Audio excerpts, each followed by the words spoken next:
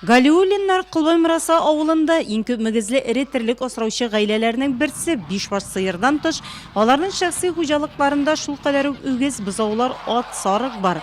Барысы 15 баш мөгезле эре терлек Галиуллиннарның. Моннан тыш 15 елдан бирлек каз асрау белән шөгыльләнәләр.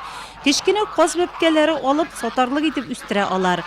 Быел исә баш санын арттырып 200-гә җиткергәннәр. Хөкүмәттән ярдәм булмаса, шул кадәр күп каз асрап булмас иде ди Рәмзия.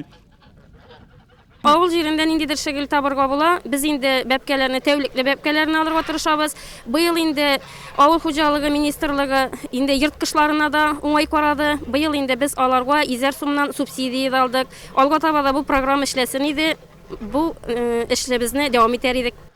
Рәмзиянең сүзләренә караганда каз асрау табышлы, дөрес чыгымнары да юк түгел. Хәзер исә йырткычларын атна сайын урнаштырып баралар. Галиуллиннар гаиләсе кебек 15 баш мөгезле эре терлеге булган 20 хуҗалык бар җирлектә. Тагын 3 гаилә мини ферма төзергә ниятләп тора. Каз үстерү авыл җирендә файдалы дип уйлыйм.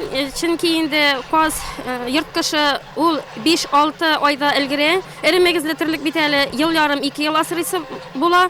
Менә инде аның бөтен өлешләре дә сатуга китеп бетә дип әйтер идем.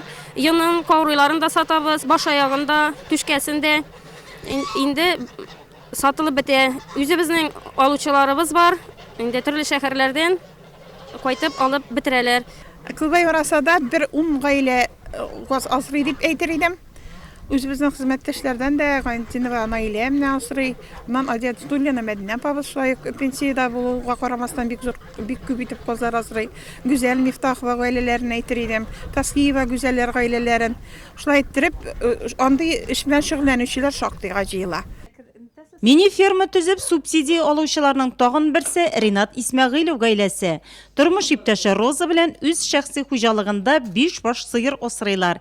Ринат мини фермасын иркен зур итеп терлек тоту өчен барлык шартлар тудырып төзегән. Бу яңа җиргә төзелгән бер яңадан фундаментлар салып, тигез урынга планировка ясап, шул яңадан 5 баш сыерым бар инде, 2 тана калдырдым. Калганы шо еллаган үгезләр, инде яшь үгезләр, бозаулар, быелгы бозаулар. Общий 14 баш терлегем бар пока. Менә бу дәүләтнең ярдәм итүе бик зур роль уйный, конечно, нигә тирәчеләргә авылдагы бар бит инде азыклары мәсьәләсе дә кибат дигән кебек. Ярдәм бик тыела, бик рәхмәт. Кылбаймыраса авылында 261 хуҗалык бар. Шуларда 687 баш мөгезле эре терлек асрала.